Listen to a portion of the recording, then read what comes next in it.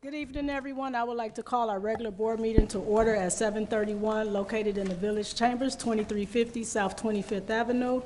Mr. Clerk, can we get a roll call, please? Yes, you can, Madam President.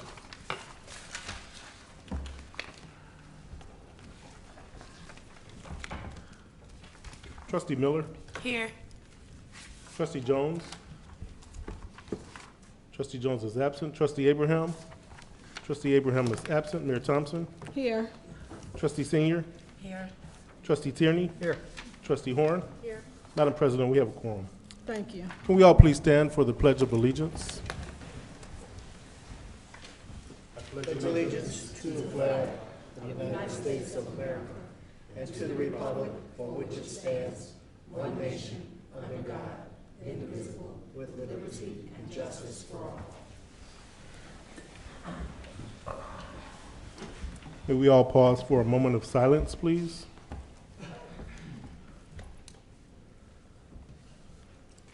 Thank you. Next item on the agenda is item 2, public comment. The Village of Broadview encourages citizen output.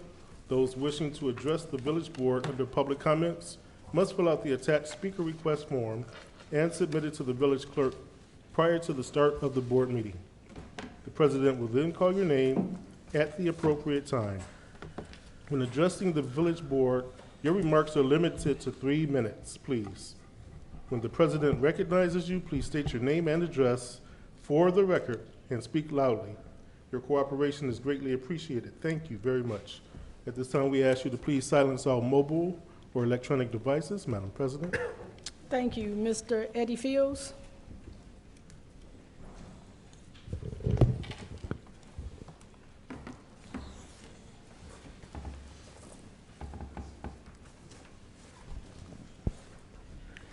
Good evening, everyone. Happy holidays to all. I just have a couple of things that I wanted to talk about tonight.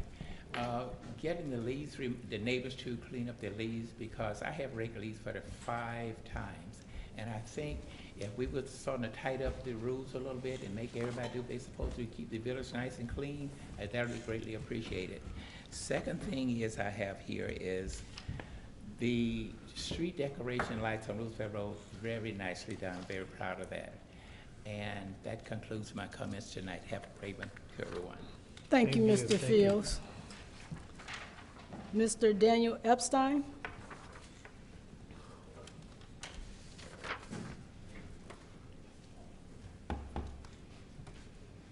Thank you very much. My name is Daniel Epstein. I'm an attorney. I serve clients in the Supreme Court of the United States and in courts across the country. And I'm an advocate for criminal justice reform, and in particular for shared accountability for criminal justice reform. Much has been asked of the board, of municipalities across the state, of a lot of our public institutions, police, schools, and on, to shoulder the responsibility for criminal justice reform. But there's something that's unique in Illinois, which is that our courts actually make policy on criminal justice reform.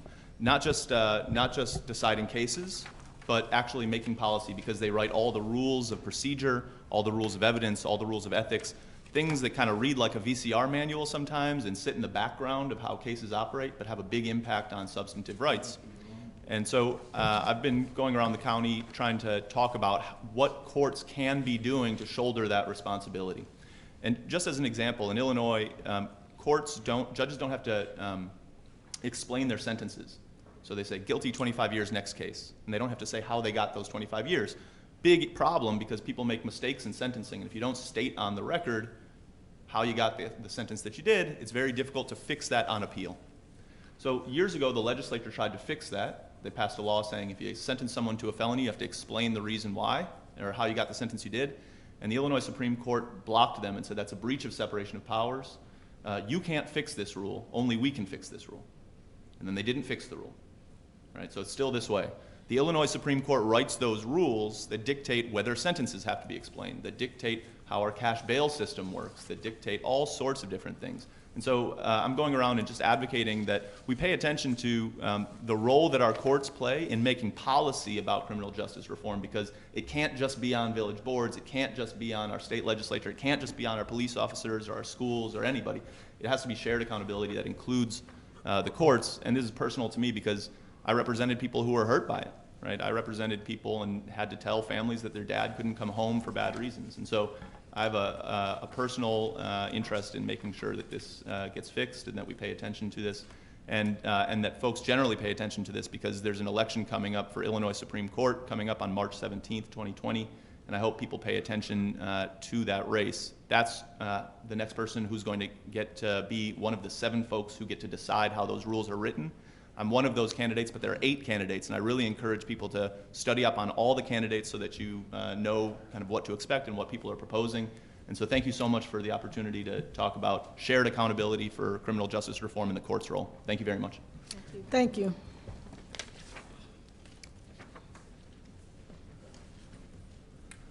Ms. Clark? Okay, thank you, Madam President. Item 3 is communications. On January 11th, 2020 at 2 p.m. over at the Beverly Center located at 3031 South 25th Avenue, Broadview, in conjunction with the Village of Bellwood, will kick off the 2020 census with a rally over at the Beverly Center. We'll have documentation and literature to pass out, and please stay tuned to our village website, the bulletin board here in the lobby, as well as the bulletin board on 25th Avenue. Next, we have the Broadview Senior Holiday Luncheon on December 20th, 2019, over at the Beverly Center. That will be from 12 o'clock to 3 p.m. Mayor Thompson annually looks out for her seniors, and we have a huge group this year, and we are thankful for the holidays and thankful for our seniors. Next, we have a presentation by Celex LLC, aka Go Low Gas Station. I think they need the, Yeah, I got the description. First or second?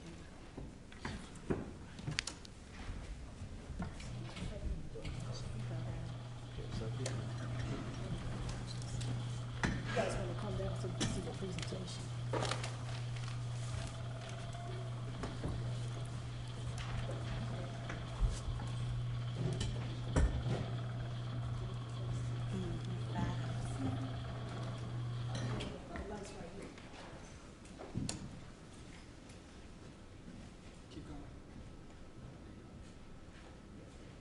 There you go.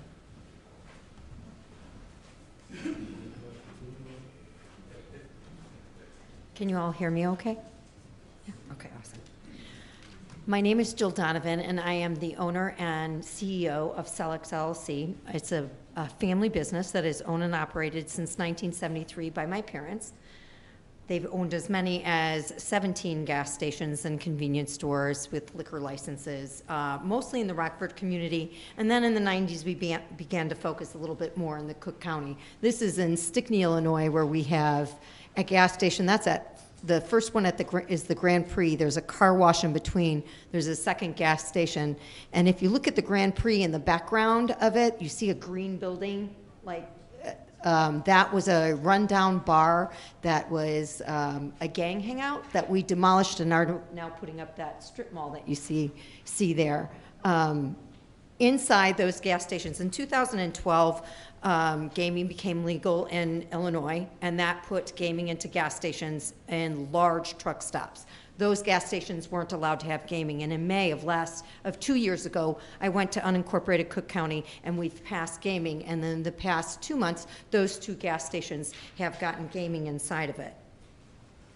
That brought up an opportunity for me to look into smaller gas stations. My parents' business started off with the small gas station, where you'd go in and you knew the person that was working there, and they knew your name, and it was more of a community-based gas stations. I started to search for properties that had environmental issues. Many of your old service bays, much like the Golo you see on Roosevelt Avenue, they have 3 different service bays and everything. They've turned themselves much more into a service station versus a gas station, where there's not really selling gas. The EPA regulations were such that back in the 80s, they had difficulty keeping up with. It's a large investment to keep up with a gas station. So that brought us to the Golo gas station, where you can see there's 3 bays on the right side.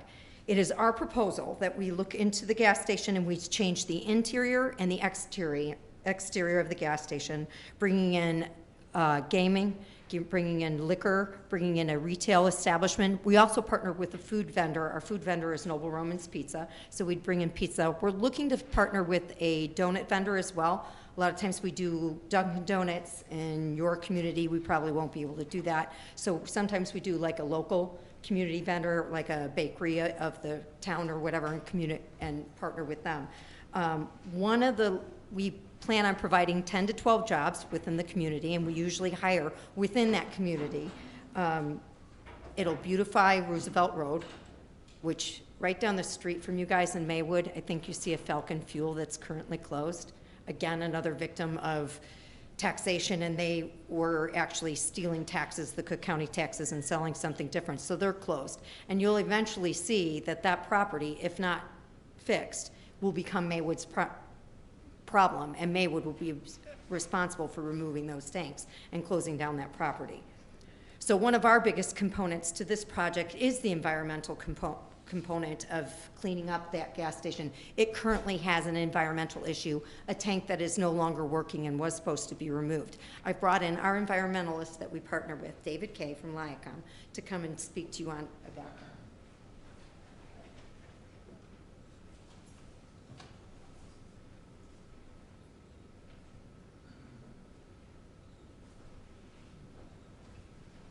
This particular gas station at one time had 5 underground storage tanks. 2 of them are no longer functioning. Third one, actually, there was a waste oil tank at the site. That tank had been removed. And when it was removed, there was a leaking underground storage tank incident that was called into the IEPA, that something needed to be done because there was a release from that tank. When that tank had been pulled and the incident had been called in, there had been no follow-up reports. So at this point, we don't know to what extent there is contamination on the site, other than there's a leaking underground storage tank incident associated with that tank. Additionally, there was another incident that was from a gas, unleaded regular gas tank. And that was an incident number that resulted in also having that tank being abandoned in place. Just for your information, when you have tanks that are bundled together within the same excavation, you can't easily just pull that one tank out without disturbing the other tanks. So in this particular instance, they abandoned the tank by filling it with an inert material. So that tank is still there, but it's unused. Again, in this particular instance, there has been no follow-up reports. So as we are looking at the site right now, we don't know to what extent there is contamination, because now we have 2 incident numbers. One was reported again in 1989, and the other one was 1999. Now, just recently, just this year, a couple of things that have happened. Number one of the tanks failed in a liner that's inside the tank. There was an inspection, and that inspection showed that the tank liner had failed. So the Office of State Fire Marshal in this particular instance said that tank can no longer be in use. So when we started, we actually have five tanks. There's actually only 2 right now that are actually functioning at this point. Now, because a liner had failed and that tank cannot be used, that tank will have to be removed or abandoned in place. So you can't operate a gas station, obviously, with just 2 tanks. There's another tank there that is a diesel tank. And the Office of State Fire Marshal said that the bucket, which is a spill containment bucket, where they're actually adding the fuel into the tank, if there's a overfill of that gas, of that underground tank, and it gets into the bucket, which is supposed to contain the overflow, and so it doesn't impact the environment.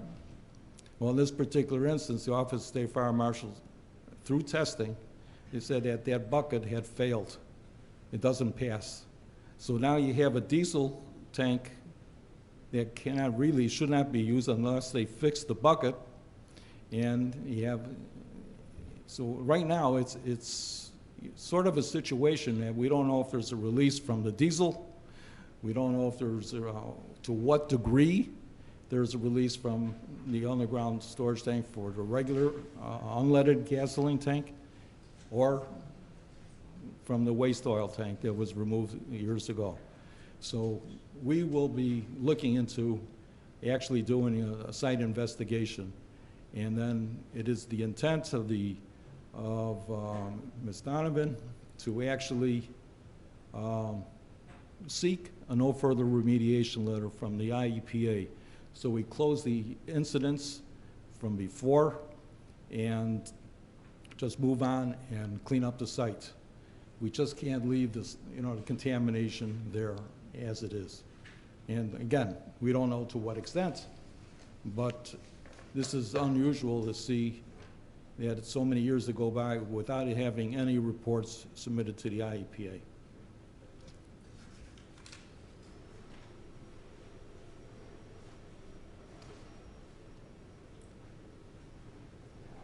That's just a sample of what it looks like to remove steel tanks. And I think David did a great job. Thank you, David. There's a difference between a steel and fiberglass tank. And so the previous slide is showing you that's a fiberglass pill there. So it's my intention to remove all the steel tanks. I doubt that we will be abandoning them in place. I doubt that they'll allow us to do that. I'm prepared. With properties like this, it's hard to get banks to loan you money on properties that are contaminated. I have a bank that works with me regularly with these properties. The money's already set aside to make that investment. We get to, as gas station owners, we get to go into a leaky underground storage tank fund. Unfortunately for us, that takes a great length of time, which is why many people aren't interested in properties that have this type of environmental problems to begin with. But in my case, it's something that we're very used to and very committed to cleaning up right off the bat. Darren is going to give you a look at what we look like. So that's our underground and outside, and then he's going to give you a look at what it's going to look like, the interior as well as retail and the exterior. Darren Rubeck has worked with us for 27 years. Is it 30 years? Sorry, it's 30 years for my family's company. And he's our director of operations and right now doing a lot of construction throughout different neighborhoods. Hi, as Jill said, my name is Darren Rubeck. My job tonight is to kind of give you an idea of what's this all going to look like. We can talk about everything underground, and in the end, we know that the property got cleaned up, but how does that beautify your neighborhood? It doesn't really. Everything happened underground. So this property that we're looking here on the screen now is in Glenview. I'm just about finished with it, but it's very similar to what we're doing in Broadview, where it's a grease bay location. This one did not have a very big convenience store in it, but to the right of the right-hand picture, they had like a waiting room for people to wait for when you're getting your cars fixed. So very similar to here, you can see behind the truck where we've removed the doors, the garage doors, and we were able to find brick and rock to create a storefront that when we're done, everything's going to look as though it was built to be a convenience store. We do something very similar with the Golo. Additionally, we'll be looking to partner, in this case we're partnering with Exxon. I'm not sure what we'll do with Broadview yet, but we'll be cleaning up the way the canopy looks, giving it a fresh new look. It's possible because two of the tanks that we're going to need to remove are actually buried below the canopy. It's possible we'll have to take that whole canopy structure down and put up a new structure, but when it's done, it'll be fresh and clean. The exterior of this building, similar to what we're going to be doing in Glenview, is that all of our signage will go up below the blue roof and above the blue line.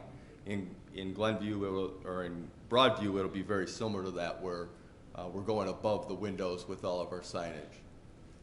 What we did on the inside, is anybody familiar with the HGTV? And they go in and they go into old homes and they redo them. Well, Joe and I are doing the exact same thing with gas stations. So we went into this site and we tore out everything that was in there. All the way, took all the plumbing out, all the electrical, absolutely everything. So we had an open rectangle box to work with. In the bottom picture is where we're starting to form our new walls. And then this is about 2 weeks ago, as we started to put in our flooring. Just in front of, I'm taking the pictures from just in front of the front door, or just inside of the front door, and looking to the left, that's where the grease bays used to be. So now it's got an all new floor. What you're seeing beyond there is the cooler freezer combination. And then turning to the right is where our cashier will be. Just beyond that, where the restaurant Noble Romans will be. Our washrooms are to the back, and then the gaming area would be in that front right corner. This is a floor plan that kind of gives you an idea from above of how we expect, or we intend to have the Glenview store look. Coming in the front doors, you look to the left. The rectangle you see there is a coffee bar, two-sided coffee bar with hot and cold coffee. And then beyond that is all the gondolas where the merchandise will be for candy, all the chips and snacks. And then we have a big freezer, a walk-in beer cave, and then a large cooler for the milk and juice and water and soda pop, those types of items. And then I want to draw your attention to the cashier area. Behind the cashier, we call it a liquor license, but really we sell, we sell all of our liquor from behind the counter. We do not display hard liquor out on the sales floor. We project in this store to only have about 25 square feet of hard liquor items. So I want to make that designation that even though it's a liquor license, we're not looking to be a liquor store, just like we're unable to be a grocery store. We're trying to be able to have stuff available for easy purchase. And then to the right of the cashier is where the food service will be. And then, of course, the bathrooms you can see, and then the gaming area. I draw your attention to the gaming area to let you know that the way we design them, we section them off from the rest of the store. What you're seeing there are partition walls that they're about 56 inches tall, and then above that is a decorative glass. So that room, even though it's visible to everybody that's in the store, we don't make it our focal point. We have to keep it close to the front of the store because we want our cashier to be able to quickly get over as people are walking into the gaming area. We have to ID them, and then we offer them their free coffee, soda, water while they're playing. So it will always be at the front of the house, but we never want it to be the focus of the location. Below there, we're talking about our investments a little bit and comparing what we expect the Glenview location, which is at 602 Greenwood, compared to Broadview. Very similar in total amount invested, a little bit different about the way we get there. The acquisition of the land in Broadview will be cheaper, mostly because of the environmental issues we discussed. We expect to be putting in about $1 million into the location, a little more than Glenview because the property or the building itself is slightly larger, but we know we're also going to have to be putting in new concrete and asphalt over the top of all the tanks and excavation that'll be done in the cleanup. So in all, we're probably looking at about $2 million, possibly as high as $2.2 million that we'd be investing in that corner of your community. But the way Joe and I operate, it's not that we'll put that investment into your community, but that's sort of where our commitment to you starts. It's not where it ends. We're very proud that we are super committed to the communities that we work in, and I'm going to bring Jill up to talk about some of the things that we do, specifically in the Stickney area where we're pretty big down there.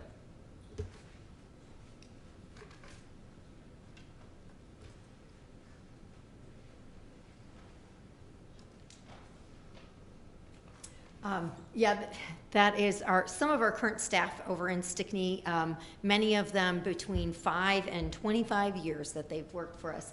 That is a picture of them doing Wally World for education. My father only had an 8th grade education when he started his business in 1973. So it was important to me in the passing of my parents 2 years ago that I figure out a way to give back to the community. So we grabbed 4 of the local schools, and in the month of July, we give away cents per gallon. Dunkin' Donuts partners with us. We've raised over $19,000 for our local schools, and besides that, for the past 15 years, we've partnered with those same schools to give away gloves and hats for some of the students as well as their siblings, those that are in need.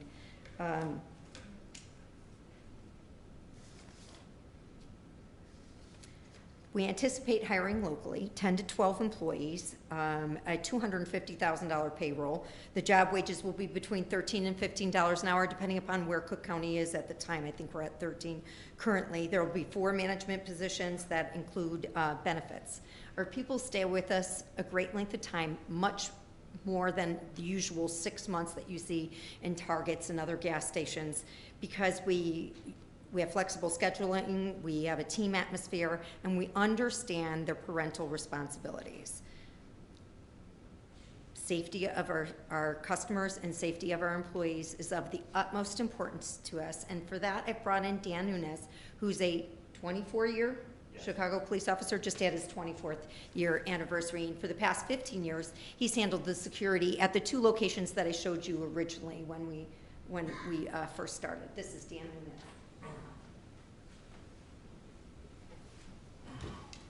Thanks, Joe.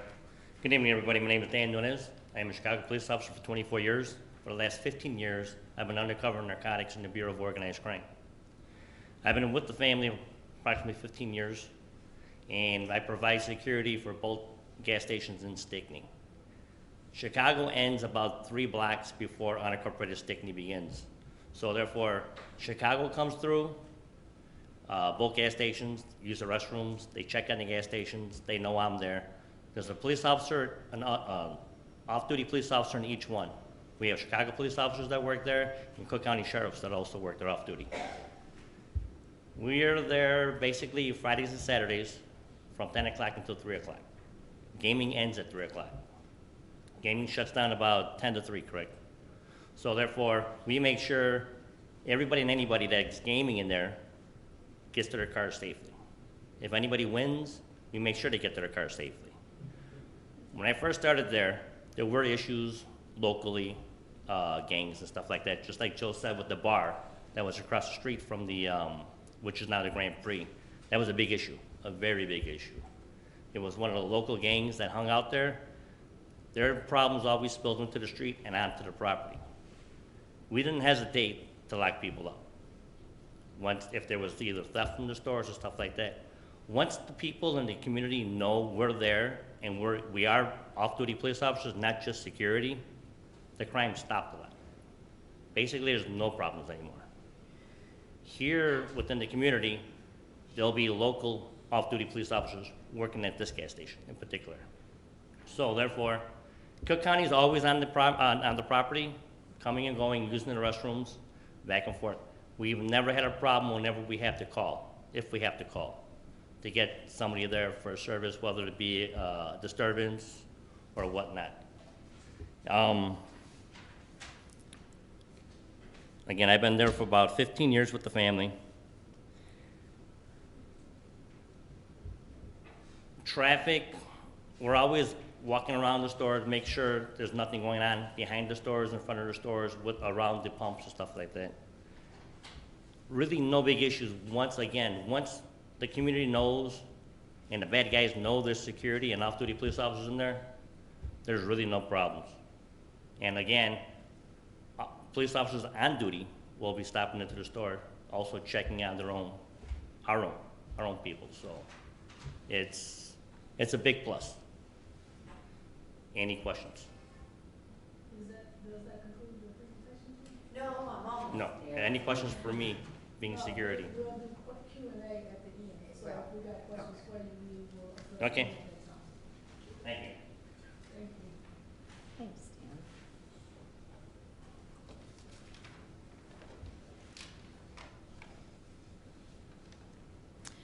I spoke to the mayor about this. As a community, what would concern me as a community is allowing alcohol on the premises of a gas station. That would concern me. I've never had that. In the 10 liquor licenses that I've held, I've never had that. Just for example, this particular gas station is in the top 20 in the state of Illinois for gaming and sells only less than 3 cans of beer per week, per day, less than 3 cans. They are not there to drink on the premises. They're there for the experience. They're there for their Dunkin' Donuts. It's an added thing that we're able to give them. We do not have to have a bar. So parlors, when you see a parlor is required to have a bar there. There is no bar anywhere there. There's no serving of alcohol except for inside that game room. Also inside the game room, we give away free coffee, free soda. We probably see that and chips much more than we do see anybody drinking any sort of alcohol while they're there. I think Dan can also attest that since we've added gaming to both those 2 locations, we have had no increased incidents of any theft or any children trying to enter in. We are very particular about the carding of anybody that's in that, especially, and alcohol in general. We ask that everybody be carded. I've had a very good friend of mine go in with an expired driver's license, and he was probably 60 years old. And he said, I know Jill Donovan. And they said, then Jill Donovan would be carding you right now and telling you to leave the establishment because his license is expired. We make, if an employee does not card somebody, an employee doesn't keep their job. And we take that very, very seriously.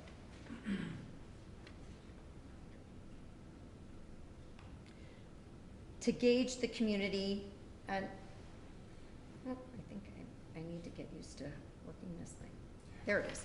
Okay. To gauge the community interest in it, we put out, at the Golo gas station, we put out a petition and had some of the community members sign it. I took 2 of my staff members and they went locally door to door, and we gathered over 150 signatures. I didn't have anybody upset with us or not willing to sign. And we did state about the gaming, we stated about alcohol, and about the new retail establishment that we intended on doing in the improvements. This is a sample of, there are gas stations within about 15 miles. This is the type of revenue base that those 5 machines that they currently have are doing. And keep in mind that they have 5 machines, and as of January 1st, most all of those establishments will be allowed 6 machines. And they will be allowed to increase the minimum bet from $2 to $4. So the $334,000 average that you see there, where the local community receives 5% of that, so they're receiving on average $48,000. This is what we put together as what the revenue stream we hope to bring to the community from the gasoline, your percentage from the gasoline, the low-tax groceries, high-tax groceries, beer and liquor, and the other fast food. The video gaming is, again, 5%. We've budgeted $180,000 worth of income in video gaming, which is a really conservative number. Your Stella's currently does about $250,000 a year. And generally, a gas station does maybe 25 to 30% better than a parlor because we have the foot traffic. We don't have to add an employee. We already have an employee on staff and everything. So the $133,000 is what I project that we'll be able to bring to the town of Broadview. Was that the last one? I think that was the last one. In closing, I want you to just understand how committed we are to our communities and partnering with us. It's important to partner with us. We are a family. We treat everybody like a family. I hope that you will consider our proposal and give us an opportunity to clean up the environment in Roosevelt Road a little bit. And now I'll open it up to any questions for any of the people, including myself. Okay, great.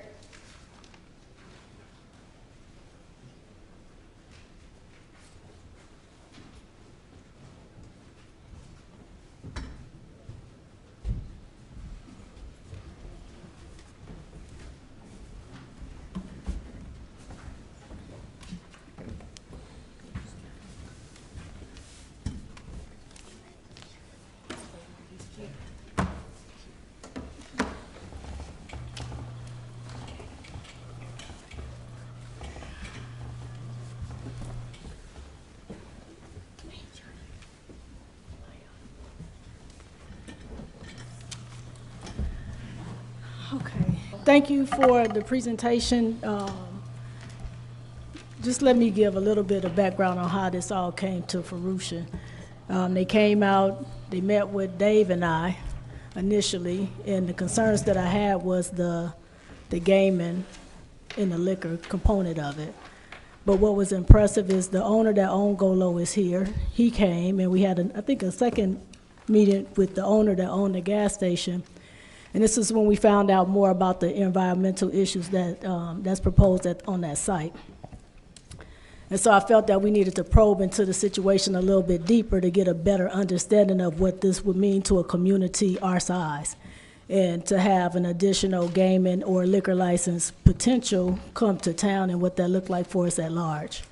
And what was most impressive was that the initiative that they took to engage the community without our input, to get the feedback from the residents that live in that general area of what that looked like. So I commend you guys for that, because that is quite impressive to get 150 signatures of residents that say that they are for it.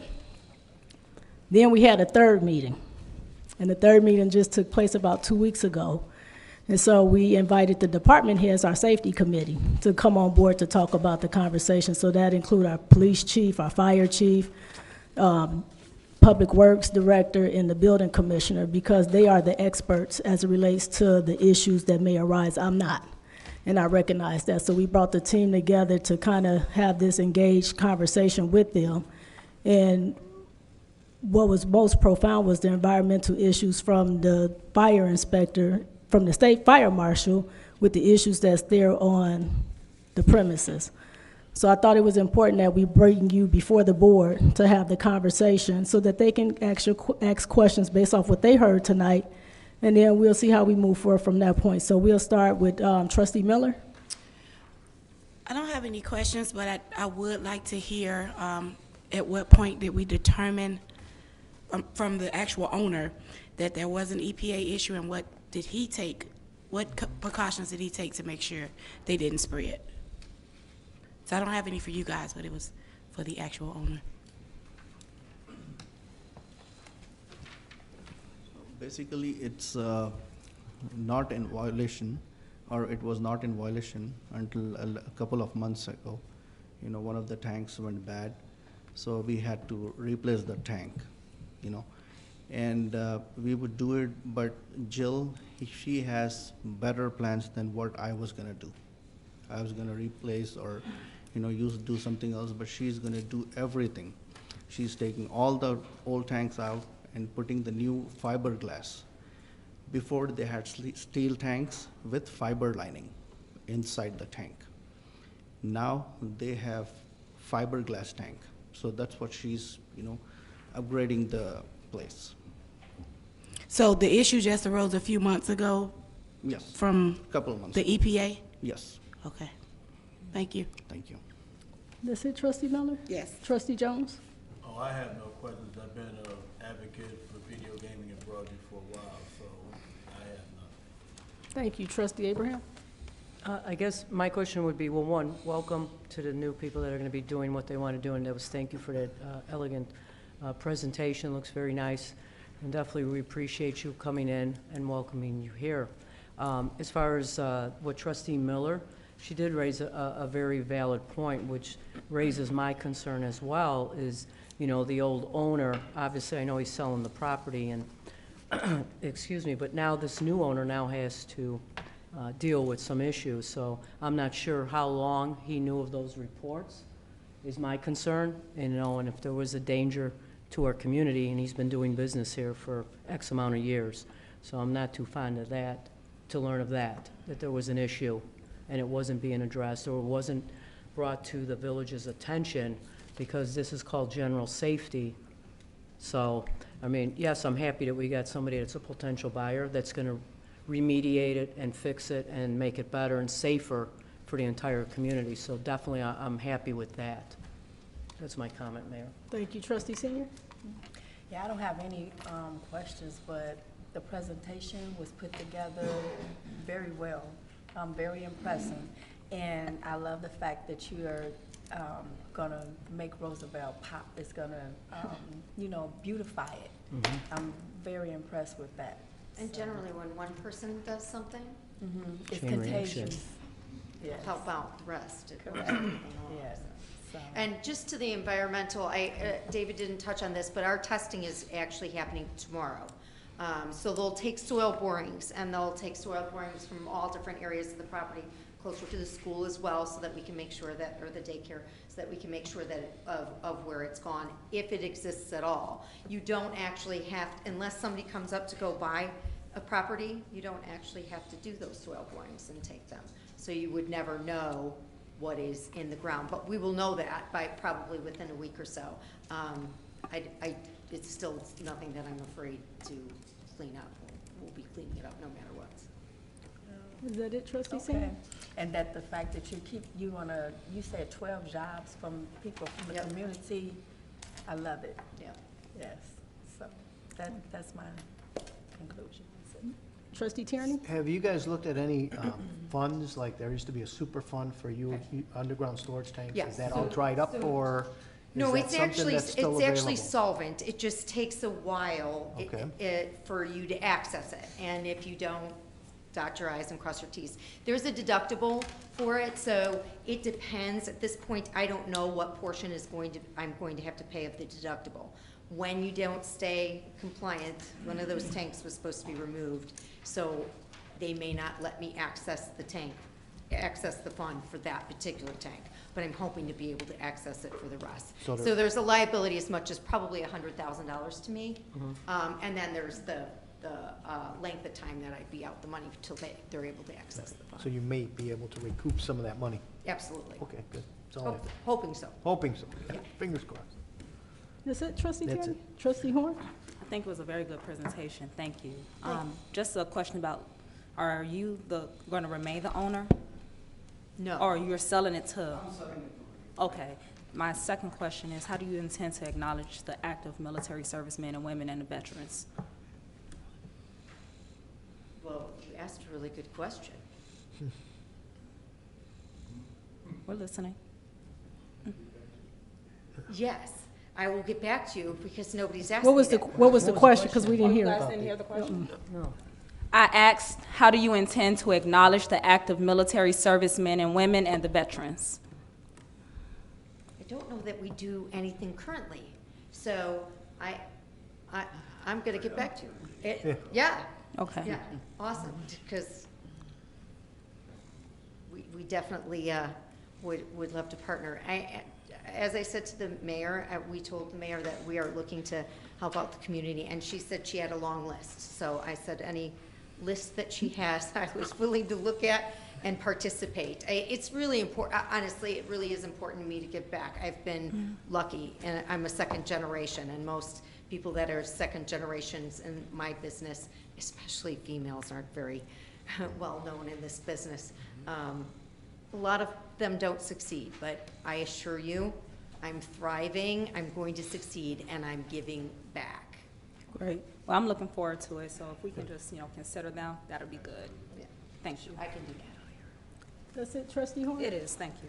Thank you. So, Jill, the question that the trustee proposed, I would just expect that you guys we honor our veterans and our active military duty that reside here in town, and hopefully, out of those 10 to 12 positions that you all create, that they can apply for it and be part of the employment gain of that. So when you start circulating for employment, just consider our local veterans in active military, because we actually have some in the house tonight. So we honor them in the village of Broadview. So that could be one of the considerations that you have as you go forward with the project. So we appreciate you all taking some time out and spending some time with us to inform this board of it. I was very excited about it once I learned more about in depth of it. So we look forward to a healthy relationship and moving forward with the project.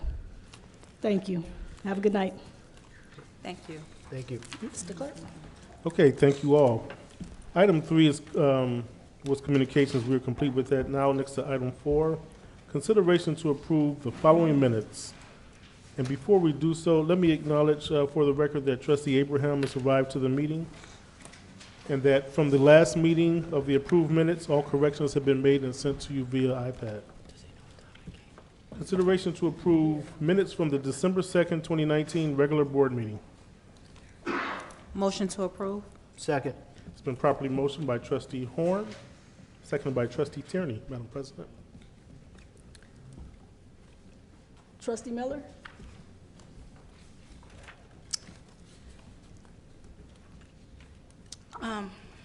Item 4 of the meeting, and I'm just looking at this, so I apologize. It states that the motion carried 5-0. Never mind. I wasn't here. Never mind. Wrong meeting. We missed you that meeting. Yeah, sorry. No Trustee questions. Jones? I have no comment. Trustee Abraham? None. Trustee Senior? None. Trustee Tierney? I don't have any comments. Trustee Horn? Nothing. Can we get a roll call, please? Yes, you can. Trustee Miller, Yes. trustee Jones. Aye. Trustee Abraham. Yes. Trustee Senior. Yes. Trustee Tierney. Yes. Trustee Horn. Yes. Madam President, the minutes carry 6-0. Thank you. Next item. Item 5, consideration to approve expenditures, grand total of all funds. Did I get that right? Yep. Yeah. Yeah. $276,400.22. Motion to approve? Second. It's been properly motioned by trustee Tierney, seconded by trustee Abraham. Madam President. Thank you, Mr. Clerk. Trustee Abraham, Chair of the Finance Department, will you please read the warrant list? Yes, Madam Mayor. The warrant list for 12/11/2019, our first vendor is Agent Equity Partners, LLC, in the amount of $3,500. Air One Equipment Incorporated, $4,578. Alpha Prime Communications, $4,847.48. AT&T, $5,597.98. B&F Construction Code Services, $4,112.50. Climatemp Service Group, LLC, $3,457.29. Commonwealth Edison, $2,911.17. Core and Main LP, $18,493.77. Delgado Law Group, LLC, $21,213.05. H&H Electric Company, $3,376.94. Law Offices of Philip M. Fernaro, $5,831. Linco Equipment Sales Incorporated, $138,547.36. Montana and Welch, LLC, $5,669.75. T&T Towing and Recovery Incorporated, $4,950. West Cook County Solid Waste Agency, $13,306.88. Windstream, $2,955.66. Total of expenditures over $2,500 is $243,348.83. Total expenditures, $276,422. Percentage of total is 88%. For the funds that will be affected and charged, General Fund, $229,494.35. Garbage Fund, $13,306.88. Roosevelt Road TIF Fund, $1,657.50. TIF Avenue, 17th Avenue TIF North, $243.75. Capital Projects Fund, $4,923.75. Water and Sewage Fund, $26,773.99 for a grand total of $276,400.22. That's the end of my report, Madam Mayor. Thank you. Trustee Horn? Nothing. Trustee Tierney? I have no comment. Trustee Senior? Nothing. Trustee Abraham? None. Trustee Jones? No comment. Trustee Miller? So I do have a comment. I appreciate the fact that we have the bills in the office to review, because I legitimately was about to pull an invoice because I thought that they were duplicates. But going back looking at the invoice for Lenco equipment sales, it seems like we had 2 vehicles purchased, but literally each invoice was in there twice. So just the kudos for that, because that would have been tragic too. That's it. All right, thank you. Mr. Clerk, can we get a roll call, please? Yes, you can, Madam President. Trustee Horn? Yes. Trustee Tierney? Yes. Trustee Senior? Yes. Trustee Abraham? Yes. Trustee Jones? Aye. Trustee Miller? Yes. Madam President, the bills are paid. 6-0 is the vote. Thank you. Next item, 6, village officer reports, which are given at each second meeting of the month. We'll start with the building department, Commissioner David Upshaw.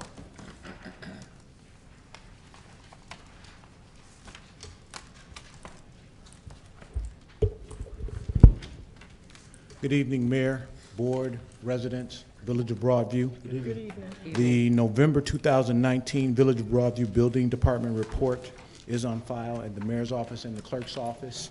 The highlights are as follows. For the month of November 2019, we had almost $70,000 in revenue. The citations that were issued dealt with work with no permits, garbage issues, and no certificate of occupancies. The Village of Broadview, and I had mentioned this before in several other past meetings, that 2301 through 2305 Roosevelt Road, 1516 Roosevelt Road, and 1426 and 1428 are all village-owned properties, and we do have a property, 1516 Roosevelt Road, that is currently on the agenda for sale tonight for consideration. I have received several offers, and I will be reviewing those with the mayor. As it relates to the senior housing project, we're still moving forward. I received the prints this week, actually, and so those are currently being reviewed by BNF. Lastly, I'd like to talk about some of the major ongoing construction projects that are coming to conclusion. The strip mall located on 17th and Roosevelt, that project is completed.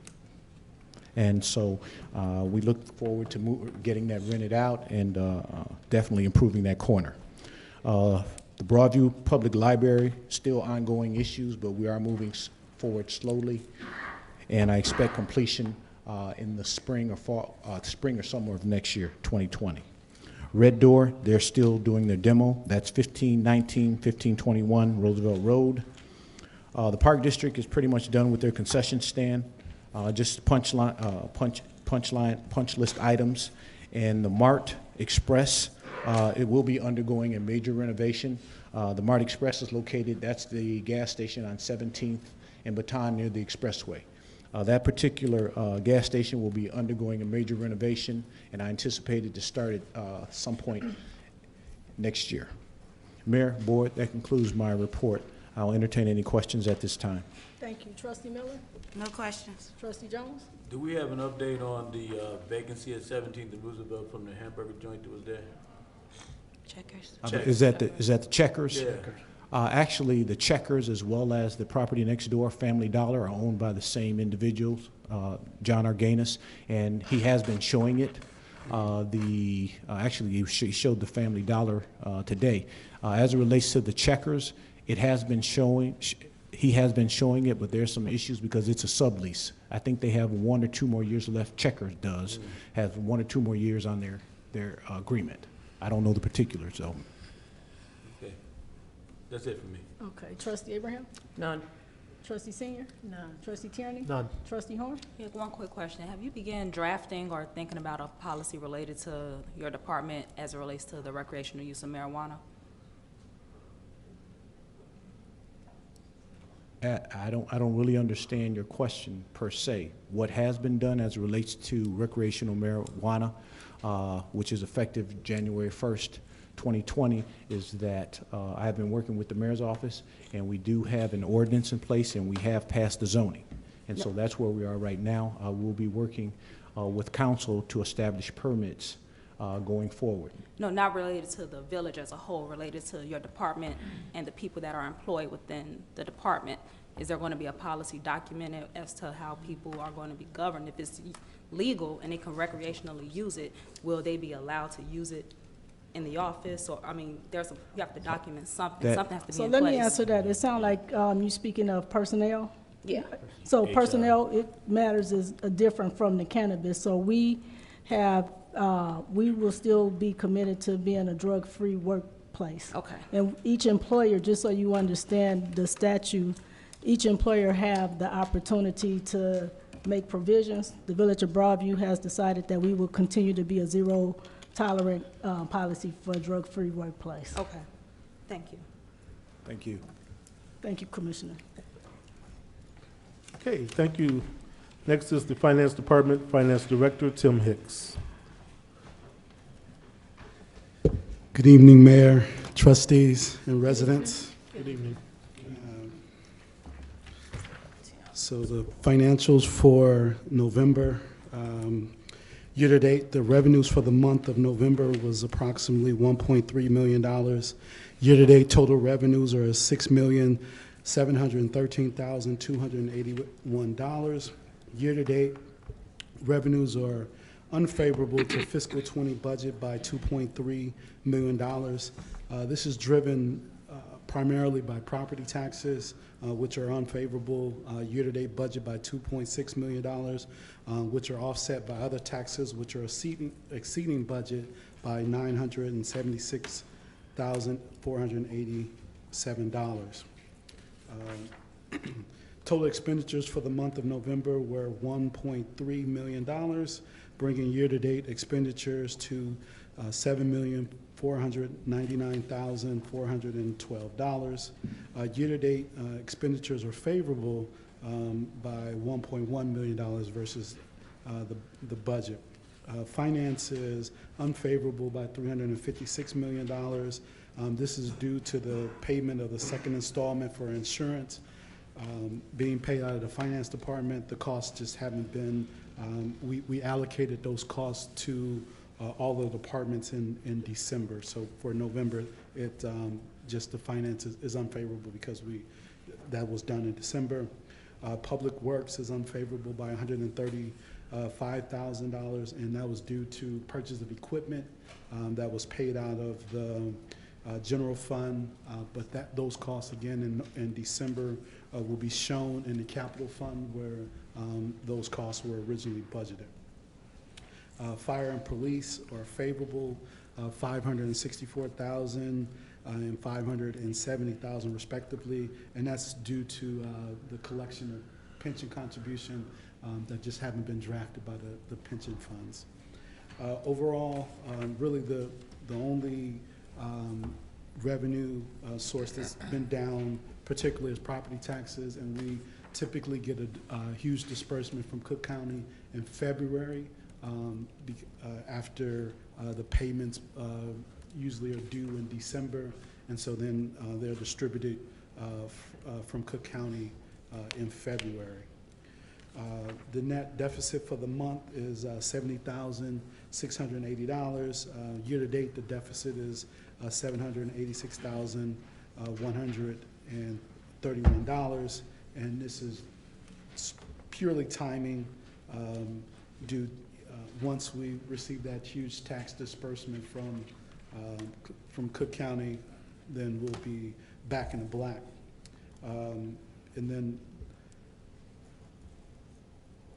particularly all the departments are favorable to budget. I think that's it. Okay. Trustee Horn? I don't have any questions, thank you. Trustee Tierney? I don't have any questions. Trustee Senior? I don't have any. Trustee Abraham? None. Trustee Jones? No comment. Trustee Miller? No questions. Can we, Mr. Clerk? With all due respect, Director Hicks, just for the record, I'd like some clarity. Your second paragraph, the month of October or November? It should be November. Thank you, sir. That's And then in that same paragraph, the second line at the end, it was stated 356 million. It meant 356,000, correct? Correct. And then the second to last line, for the police and fire pensions, it was stated 564,000. Did you mean the 964,000 for the record? Yes, for the record. Thank you, sir. Okay. Thank you, Mr. Clerk. Thank you, Director Hicks. Thank you, Mr. Director. Next is the Fire Department, Chief Tracy Kinney. Good evening, Mayor, trustees, and village residents. This is my report for November 2019. During the past month, we responded to 240 emergency calls. Those calls include our response to 2 structure fires, 1 in Maywood, 1 in Westchester, 1 car fire in our town, and we attended 1 investigator's box. Our response to Loyola was 27 calls for the month, Hines 40 for the month, and Madden 2. We billed out $21,850 for Loyola Hospital, $23,550 for Hines VA Hospital, $6,600 for Catholic Charities, and $1,500 for Madden Mental Health, which gave us a total of $53,500 for the month of November. We are exceeding our calls, and we will have a record number of calls this year, over 3,000 for the year of 2019. Just a reminder, please water your tree. I don't want to be talking in December and talking about fires. Water your tree, unplug your tree when you leave the house. Trees dry up very fast and light up quickly. Artificials too. Always unplug when you leave the house. Just unplug everything. On January 3rd, I've invited the girls that have been part of our camp every summer to come and sit down and have a meeting with me at 10 a.m., ages 10 to 16, just to talk about how we're going to change up the camp this summer. So I invite anybody, any girls in the village of Broadview between the ages of 10 and 16, January 3rd, 10 a.m. at the firehouse to discuss our future summer camp. We're talking about making it more than one day, taking to another level, as the girls tell me. So that is my report for the month of November. Thank you, Chief. Trustee Horn? Nothing. Trustee Tierney? Yeah, I do. I might steal some of your thunder. Okay. But this past year, Chief Tracy Kinney was the fire chief, president of the Metro Fire Chiefs Association. That association is the second, only behind the Illinois Fire Chief as far as enrollment, and I think they do more, but as far as they do, but as far as enrollment goes, we have by far the Metro was the biggest. So congratulations for you for that job well done, and now you're the immediate past president. I only have to stand up and sit down next now year. I don't have to talk, but it was a huge responsibility, and honestly, I was very proud to be part of it. The first woman to be president of it, and it was our 50-year anniversary this year. So it was a great challenge, and I loved it. Thank you. Thank you. That's all I have. Thanks. Trustee Senior? I don't have anything. Trustee Abraham? None. Trustee Jones? Nothing. Trustee Miller? No questions. Thank you. For taking the lead. Thank you for taking the lead and being the first woman president of the Metro Fire Service. Fire chiefs. Fire Chiefs. We appreciate your leadership. Thank you. Thanks for encouraging me. Thank you. All right, next up we have the Police Department, Chief Kevin Ugly. Good evening. Good evening. Good evening. Report for the month of November. The police department responded to 1,354 calls for the month, 39 cases assigned to the Detective Bureau, 25 were cleared with 2 arrests. For the year, 442 were assigned to detectives, 372 closed with 52 arrests, 84% clearance rate. A number of training events for the month, breath analysts, mental health awareness, use of force, internal affairs, marijuana-based DUIs, officer health, 911 customer service, acting patrol officer in charge, trauma-informed response, and decision-making for critical incidents. As of last month, we did receive that grant, $50,000 grant for the in-car cameras and everything. We are now 100% compliant. All the cameras are in, all the body cameras are now up and functioning, so it's all up and working. We were also informed within the past week that we were the recipients of another grant. We got reimbursement for the part of the 911 center build out, $376,827. Awesome. I think with that, and Chief Kinney, I think, had a $50,000. So, I mean, year to date, it's over $400,000 already for $14,000 investment. So, it's very good. The Ike 911 Center, the calls for the month was, these are all the incoming calls that they answered. 7,947 calls came through that center last month. Also for the month was our first Ike 911 in-service training. We were able to get every dispatcher together to have an in-service training with Director Kurtzner running it, representative from Maywood and Broadview to make sure everybody was on the same page. Hopefully in the future we'll be making this an annual training, so everybody's all on the same page. And Mayor, that completes my report. Thank you. Trustee Horn? Nothing. Trustee Tierney? No question, but I have a comment. You can tell by the activity that these two chiefs are doing. Yes. We're blessed to have you guys in the village. So thank you and continued success. Thank you. Trustee Senior? I don't have anything. Trustee Abraham? None. Trustee Jones? Trustee Miller? No questions. Thank you, Chief, for all the hard work you put in this year, especially securing those grants for the in-camera squads in the uniform, and then the grant for the 911. Kudos to you and your team. We truly appreciate that. Thank you. Thank you, Chief.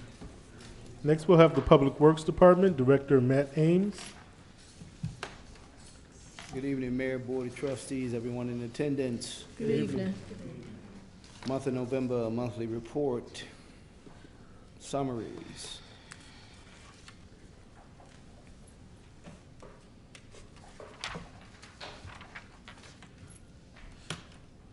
Hello? I'm sorry.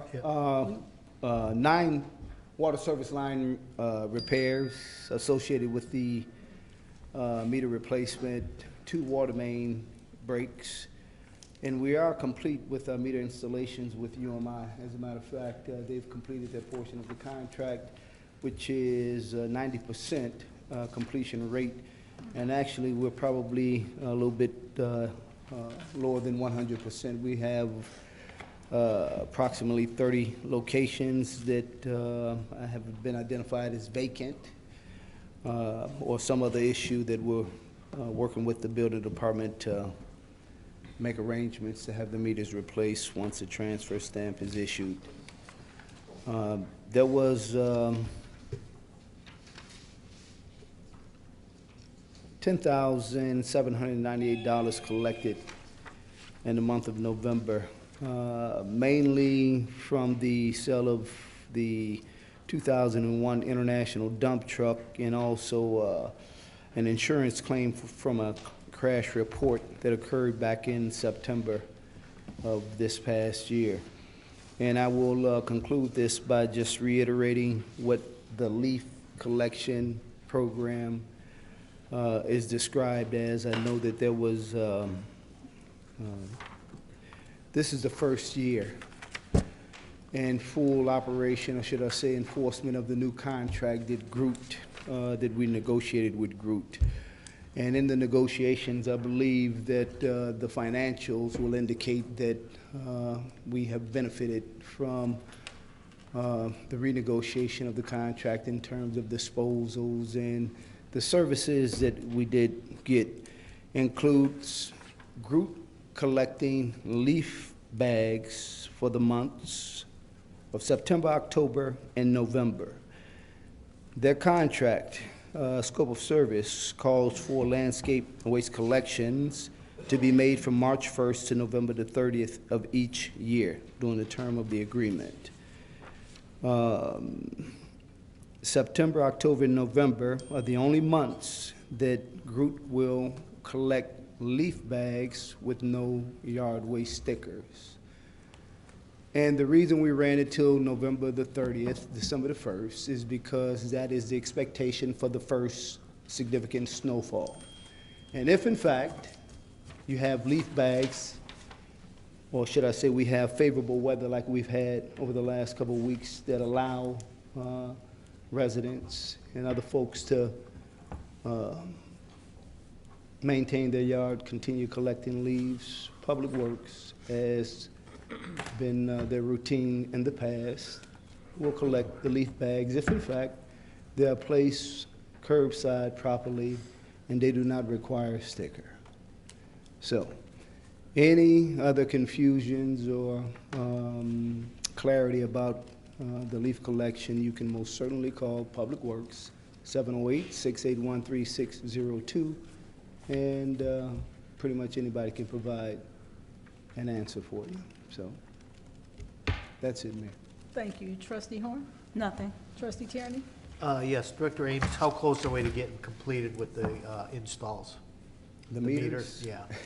Getting close, or? Well, yeah, UMI is out of the village. We're about 98% complete. So the ones that we do have are vacant homes, and when the transfer stamp is issued, we'll get in and swap them out ourselves at that time.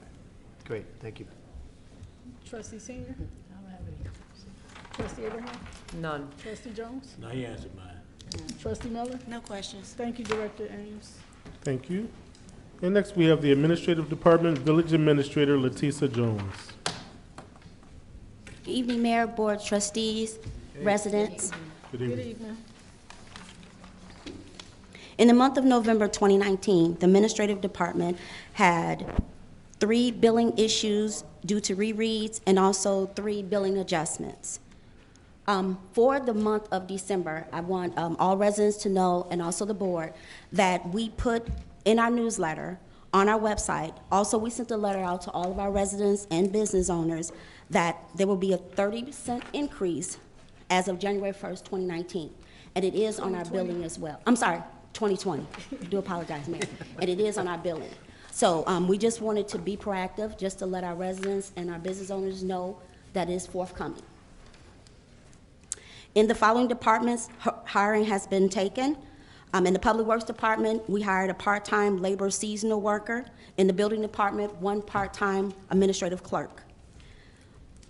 We continue to have cross-training in each of the departments, and it has been successful, meaning that no one person in any department in the village of Broadview knows everything. So what we're doing the cross-training, and we're so happy that the department heads have taken on this role, as also in order to help so that every department is cross-trained with more than just one person so that the village runs effectively. More training will be scheduled in every department starting the first of the year, 2020. Mayor, trustees, that concludes my report. Thank you, Ms. Jones. Trustee Horn? Nothing. Trustee Tierney? I have nothing, thank you. Trustee Senior? I have nothing. Trustee Abraham? None. Trustee Jones? No comment. Trustee Miller? No questions. Thank you, Ms. Jones. Thank you. Thank you. Next, we have item 7, old business. There is no. Item 8, new business. Item A is an ordinance for the levy of taxes for fiscal year 2019 for the Village of Broadview, County of Cook, State of Illinois. Motion to approve. Second. It's been properly motioned by Trustee Abraham, seconded by Trustee Tierney. Madam President. Thank you. This is our annual levy for the taxes for the fiscal year 2019. So Director Hicks, right, so Director Hicks, you want to give us some input on the levies that's been proposed to us? So this is the fiscal 19 levy to be collected in fiscal 20. The levy, we use the actuarial amount for the fire and police pension. The other amounts are amounts that we just increase based on the inflation rate that the Cook County is going to use, which is 2%. The only other thing to note in the levy is that it actually, for the rollover bond, it actually goes down or it goes up because we took the levy down last year because we were using proceeds from the bond for equipment, so that levy amount will go back to its normal level of about $1 million. But other than that, it's right in line with what has been levied for previously and other fiscal years. The other thing to note, which is one of the good things about for the fire and police, we levy based upon what the actuarials say our required contribution should be, and not just the statutory amount. So, Nice. which if you know about the fire and police, they're not to the funding levels that we would want to see them at. So this helps us catch up a little bit. Thank you. And so I know each trustee did receive the fire and pension report to tell you where each fire and pension is. I think one is at 49% being fully funded, so we still got some ways to go. But that was part of you guys' packet today so that you could take some time to go through the pensions and see how the payments are, what they recommend to be paid into the pensions. Thank you. Trustee Horn? Nothing. Trustee Tierney? No, I'm just curious if the fire protection and police protection are both the same amount. How did that come about? That's just historical, Okay. the way That's it's just always the way been. it- Yeah. Okay. Yeah. No other question? Yeah. Thank you. Trustee Senior? Trustee Abraham? None. Trustee Jones? You talked about a 2% increase. Is that the overall levy? Is it a 2% increase from fiscal year 18? No, because it's about 6% because we went up on the rollover bond. So that's why it's a little more than 2% overall. Okay, and that was what I was getting ready to ask you. So the rollover bond has an impact that's going to make it a total of 6%. Correct. Okay, so But we also, the other thing to note is we also abate that. I know that, but I just want to know what the increase in the levy was going to be, and that's the 6% from the previous fiscal year. Correct. Okay. Thank you. Trustee Miller? No questions. Thank you. Can we get a roll call, please? Roll call. Trustee Miller? Yes. Trustee Jones? Aye. Trustee Abraham? Yes. Trustee Senior? Yes. Trustee Tierney? Yes. Trustee Horn? Yes. Madam President, this carries 6-0. Thank you. Next item on the agenda is item B, a resolution authorizing and approving an intergovernmental agreement with Lindop School District 92 for emergency access to Lindop School District 92's video security systems for the Village of Broadview, County of Cook, State of Illinois. Motion to approve. Second. It's been properly motioned by Trustee Senior, seconded by Trustee Jones. Madam President. Chief Uglin, you want to tell us about this intergovernmental Yeah, agreement? what we're doing is working with Lindop School in order for us to, in case an incident does occur there, we can access their cameras. So whether we could do it from the dispatch center or we may be able to do it from the vehicles and be able to see what's going on inside the school before we go in. Okay. Trustee Horn? Nothing. Trustee Tierney? This is part of that blue something? There's a program or like a pull station, is that part of that? It's all connected, part of yeah. it, yeah. It's very quick too, Yeah. from what I understand. Okay. No other questions? Trustee Senior? Trustee Abraham? None. Trustee Jones? Have you had discussions with Roosevelt School on the same process? So far at Roosevelt School, we got the Knox box in for police side, and now we've got to work on the other, one step at a time. Okay. You know, they got little kids over there, that's Yeah. all. Yeah, but just keep in mind, it's not the individual, Lindop is its own district, I so know you that. got to consider the whole district. So I don't know if the district have considered having, this in. Madam President, I know that the difference with Roosevelt is it's the only school in that district that's in Broadview. And Broadview Police Department actually services, that's the only school in that district that the Broadview Police Department services. So that's the reason that I asked, because it's within the village boundaries of the Village of Broadview that we should have access to the cameras. So hopefully you'll be able to get the same. So right now we access. have access key-wise. The key-wise, I know that, yeah. We recognize that's the only school in the district. However, the district makes the decision for the school. So we have to work with that body of government for this conversation All to I take asked place. was that the police department investigate the opportunity to get access to the cameras. I know who's responsible for making the decision. And Linda brought this initiative to us. Thank you. Trustee Miller? No questions. Thank you. Thank you, Chief.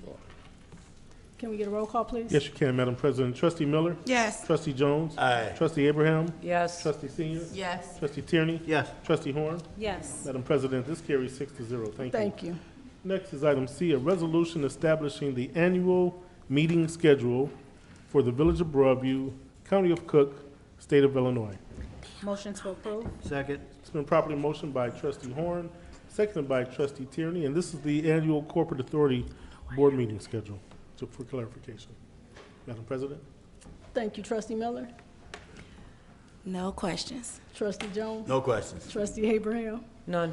Trustee Senior? None. Trustee Tierney? No question. Trustee Horn? Nothing. Roll call, please. Roll call. Trustee Miller? Yes. Trustee Jones? Aye. Trustee Abraham? Yes. Trustee Senior? Yes. Trustee Tierney? Yes. Trustee Horn? Yes. Madam President, this too carries 6-0. Next Thank item. you. D, an ordinance of the Village of Broadview, County of Cook, State of Illinois, approving a purchase and sale agreement for certain village-owned property between the Village of Broadview and Roy L. Young. Motion to approve. Second. It's been properly motioned by Trustee Abraham, seconded by Trustee Horn. Yes. Thank you. Commissioner Upshaw, you want to tell us about the sale of this property? Yes. The property that is in consideration for this evening is located at 1516 Roosevelt Road, approximately 5,000 square feet. We received 4 offers. The highest offer was $285,000. You guys should have that in your packet, and that was an all-cash offer. Thank you. Trustee Horn? Nothing.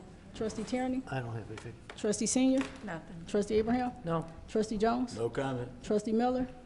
No questions, but thank you for your due diligence in the property sale. I believe Trustee Horn was adamant on making sure that the Village of Broadview isn't into the realty business. So I appreciate you for following through on that. Thank you. You're welcome. Thank you. Mr. Clerk, can we get a roll call, please? Yes, you can, Madam President. Trustee Miller? Yes. Trustee Jones? Aye. Trustee Abraham? Yes. Trustee Senior? Yes. Trustee Tierney? Yes. Trustee Horn? Yes. And this carries 6-0, Madam President. Thank you. Next is item E. Consideration of an application for a business license requested by Michelle, I'm hoping I say the name correctly, Cantave or Cantave, of Moving Through Life LLC, doing business as Moving Through Life LLC, located at 2016 South 24th Avenue for the Village of Broadview, County of Cook, State of Illinois. Motion to approve. Second. It's been properly motioned by Trustee Abraham, seconded by Trustee Horn. Did I get their name right, Madam President? I know I butchered it a little. Thank you. Commissioner Upshaw, you want to tell us about this new business? Yes, as the clerk stated, Moving Through Life is a home-based business. It provides health, wellness, and fitness services to individuals, groups, organizations, inspiring clients toward healthy outcomes, healthy screenings, customized wellness workshops, community fitness programs, consulting, and fitness assessments. In your packet, you have a brief description where it talks about Moving Through Life LLC is a home-based business, and that the services will be performed at locations requested by the clients and not in the home office. The home office is basically for administrative paperwork. Thank you. Trustee Horn? Nothing. Trustee Tierney? I don't have anything. Trustee Senior? Nothing. Trustee Abraham? None. Trustee Jones? No comment. Trustee Miller? No questions. Roll call, please. Yes, roll call. Trustee Miller? Yes. Trustee Jones? Aye. Trustee Abraham? Yes. Trustee Senior? Yes. Trustee Tierney? Yes. Trustee Horn? Yes. And Madam President, this carries 6-0. Thank you. Thank you. Next is item 9, application for the authority to expend funds. We have none. Bringing us to item 10, Village Clerk. Just a couple of other announcements that I didn't mention through communications. Saturday, January 18th, the year 2020, at the Diplomat West, they're going to host the 32nd annual Dr. Martin Luther King Jr. celebration and Community Awards Black Tie Gala, educating our youth in the spirit of his dream. We have keynote speaker, Pastor Dr. Jawanza Kunjufu, and musical guest Don J. Tickets are $80. Hors d'oeuvres start at 5 p.m., dinner is at 6. For more information, contact 708-516-0628. Then we have 13th Positive, in conjunction with Bellwood School District 88 and the Village of Bellwood, presents the 5th annual toy drive, putting the happy back into the holidays. They'll have a parade, toy giveaway, and holiday party. This will be Saturday, December 21st, from 11 a.m. to 3 p.m., located over at Roosevelt Middle School, 2500 Oak Street in Bellwood. They'll have free food, face painting, music, games, and more, just for you. That's all I have for the village clerk's report. I just want everyone to have a very safe and happy holidays. We'll see you in 2020. Brings us to item 11, Madam President, Village President's Report. Thank you. First, I would like to say Merry Christmas and Happy New Year to everyone in the Village of Broadview. Just a quick few announcements. We are in the season of giving, and this past Saturday, we hosted our 8th annual Operation Santa. And for those that don't know what Operation Santa, that's a program that 8 years ago started with myself and Sergeant Conforti when I was the executive director at the Broadview Park District. And we've been hosting it for the past 8 years, and it was very, very successful this year. We hosted 15 families this year, I think 3 seniors, and we had a sit-down family-style dinner. We had a toy drive. We gave the children toys. And then we put them on the bus for Windy City to do a parade through town and took them shopping at the Target stores. And it was just an amazing event. And so big shout out to Commander Tom Koska, who spearheads everything, like coordinate and put everything together. and with Police Chief Kevin Uglin and Chief Kinney. I mean, I just appreciate the support that you guys put into this program. It means so much to the families, and families are suffering during this time of the years with just different things, illnesses, financial situation, death, loss. It's just a lot that has been taking place within our community. But one thing that I know for sure and for certain, that this is a village of love. This is a village of love, and we are learning how to unify our community again, and that's been broken for so long that we didn't know how to work together. So we have a good working relationship with the Broadview Park District. They host the event for us, and they partner with us, and they have Maisha Owens, who's a big component of making sure the key things are taken in when the families are received. And we did something a little different this year. We hired a professional photographer to photograph the families, because those that have that's a disadvantaged family situation, they don't even have professional pictures of them or their kids or with their parents. And we had 2 residents that's battling stage 4 breast cancer, and they came out and they were sick, but they still made it. And they have those memories of the family together, so that was a big component of that. This Friday, we will host our senior luncheon, and it will be probably one of the biggest ones we've hosted in the village of Broadview. We have 75 seniors that RSVP'd to be a part of our holiday giving. So this is where we give back to the community. So we servicing the families that have some down on their luck, but we also have an opportunity to serve the community, our seniors, who they look forward to have something to do. So we'll have that at the Schroeder Park this Friday from 12 to 3. So we'll have some amazing raffle prizes, food, entertainment, and fire and police, once again, will be right there helping us. So we just so appreciative of that. Like I said, our community has been so divided for so long. Everyone have personal agendas that they want to execute, but I think the community is standing up against that division and saying, no, it's time for us to unify. So I'm very pleased to say that we have a good working relationship with the Broadview Public Library. Even with the lawsuits and everything, that's the past. We've moved forward, and we unite and we work together, because those elected officials that sit on that board, they still are our neighbors. They are our residents, and they're here to serve. And we know that it was some hurt feelings in the past, but in 2020, we moving past the hurt feelings and executing a good plan to unite our community so that we can deliver a good product for our residents and our local businesses.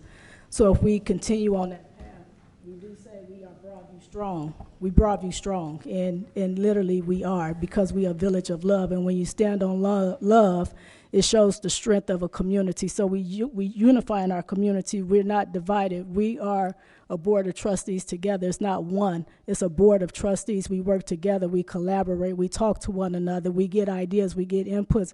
Whether we agree or disagree, we work together as a team. This is a unified team. It's not an I. It's a we on this board. Triton College, I'm pleased to announce Triton College received a grant for $1 million.